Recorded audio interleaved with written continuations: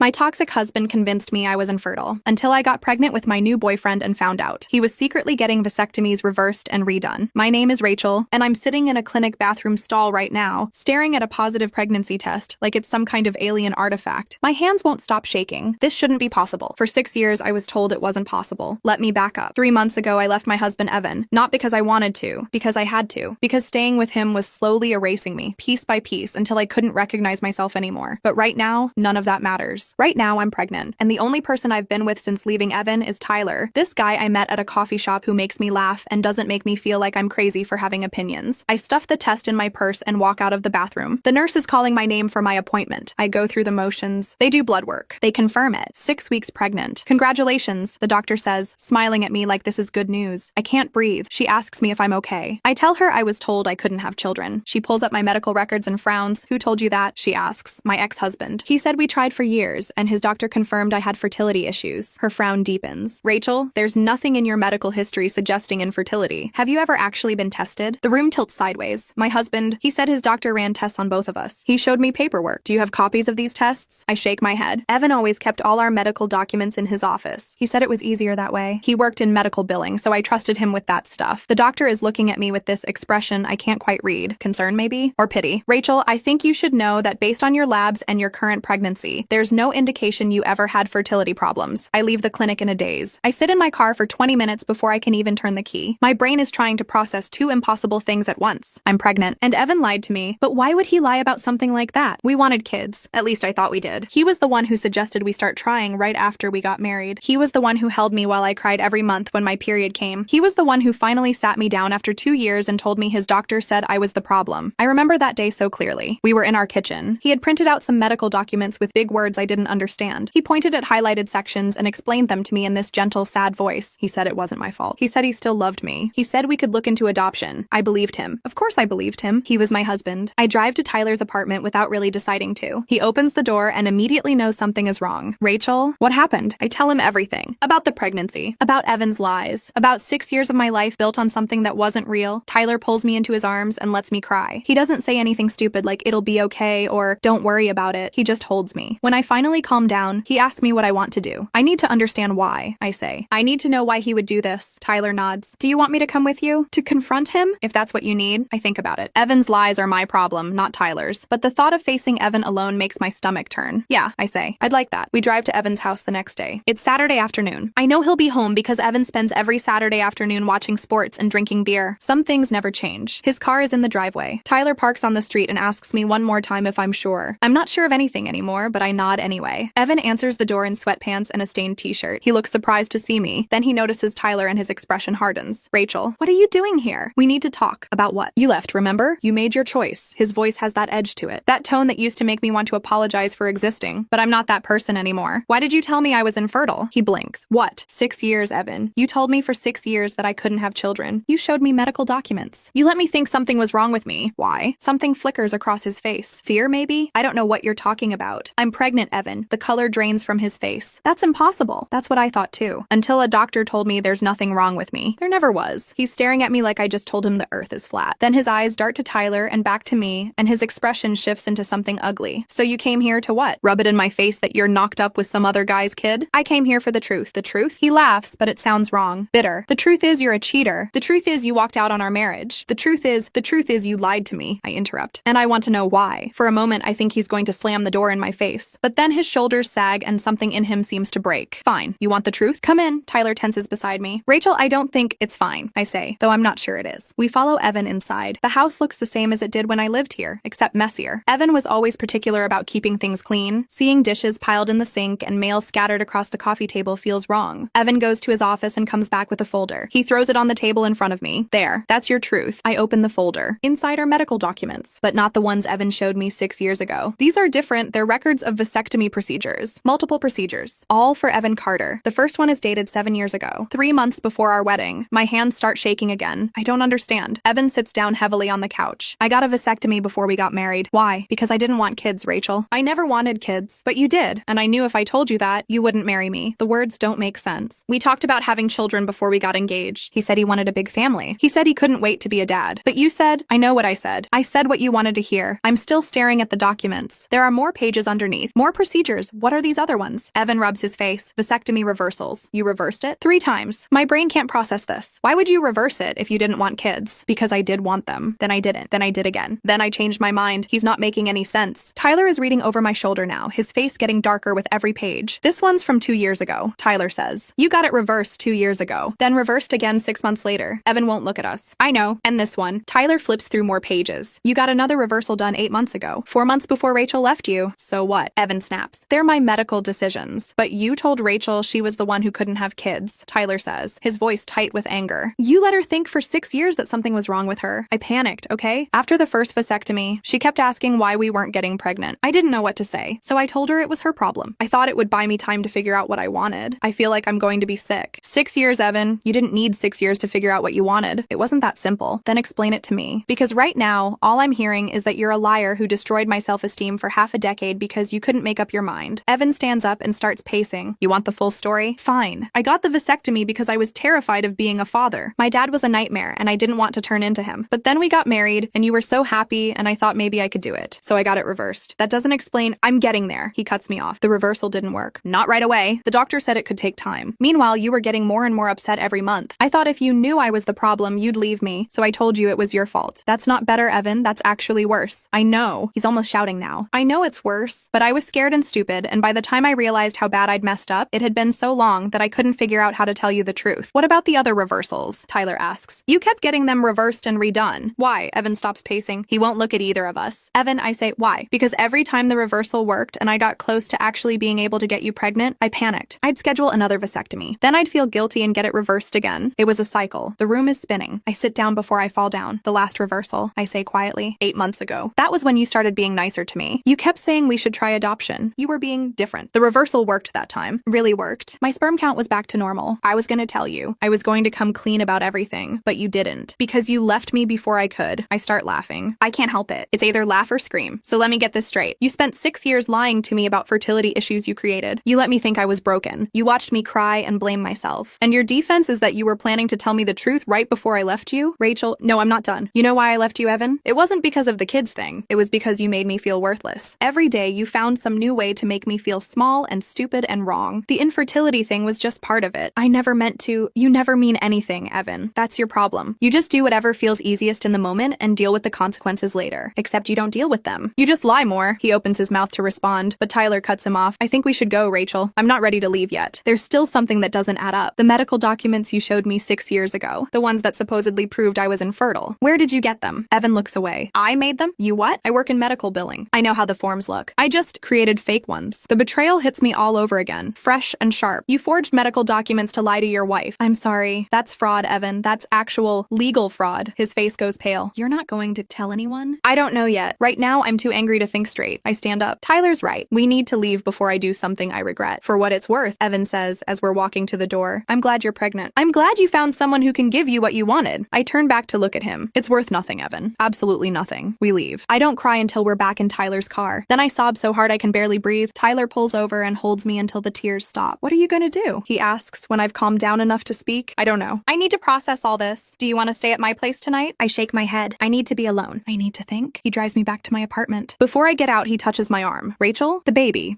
Are you going to keep it? It's the question I've been avoiding asking myself. I think so. Maybe. I don't know. Is that okay? It's your choice, he says. Whatever you decide, I'm here. That night, I lie in bed and stare at the ceiling. My phone keeps buzzing with texts from Evan. I don't read them. Instead, I think about everything he told me. The lies. The forged documents. The multiple procedures. The 6 years of letting me believe I was broken. And then I think about something else. Something that's been nagging at me since we left Evan's house. I grab my laptop and start searching. Medical records. Vasectomy reversal success rates. Recovery times. The more I read, the less Evan's story makes sense. Vasectomy reversals are expensive. Really expensive. And they're not usually covered by insurance. Evan and I shared our finances when we were married. I handled the bank accounts. I would have noticed thousands of dollars disappearing, unless he had money I didn't know about. I open my banking app and look at our old joint account. It's still active. Evan never closed it after I left. There's barely anything in it now, but I scroll back through the transaction history. There, 4 years ago, a large withdrawal, $12,000. The memo says medical procedure. I remember this. Evan told me he needed surgery for a hernia. He said his insurance covered most of it, but we had to pay the deductible. I never questioned it, except now I'm questioning everything. I keep scrolling. 2 years ago, another large withdrawal, $9,000. Memo, medical procedure. Evan told me that was for a torn rotator cuff from playing basketball. all. Again, I believed him 8 months ago. $11,000. He told me that one was for dental work, root canals, and crowns. None of it was true. It was all vasectomy reversals. But where did the money for the original vasectomy come from? That was before we got married. Before we shared finances. I need more information. The next morning, I call Evan's younger brother, Mike. We used to be close before the separation. He's the only member of Evan's family I actually liked. Rachel? Hey, I heard you and Evan split up. I'm sorry. Thanks, Mike. Listen, I need to ask you something about Evan, and it's going to sound weird. Okay. Before Evan and I got married, did he come into any money? Like an inheritance or something? There's a pause. Why are you asking? I can't explain right now, but it's important. Another pause. Yeah, actually, his grandfather died about 8 months before your wedding. Left him $30,000. My stomach drops. Evan told me that money went to paying off his student loans. What? No, Evan didn't have student loans. He got a full ride to college. Another lie. Of course it was another lie. Mike, I need you to think really carefully about this next question. Did Evan ever talk to you about not wanting kids? What? No, he always said he wanted a big family. Why? I thank Mike and hang up before he can ask more questions. So Evan used his inheritance to get a vasectomy right before our wedding. Then he lied about where the money went. Then he spent years manipulating me and lying to me and using our shared money to reverse and re-reverse the vasectomy without telling me. I'm still processing all of this when my phone rings. It's a number I don't recognize. Hello? Is this Rachel Carter? Yes? This is Detective Jennifer Walsh with the County Prosecutor's Office. I'm calling about a complaint we received regarding forged medical documents. Do you have a few minutes to talk? My heart stops.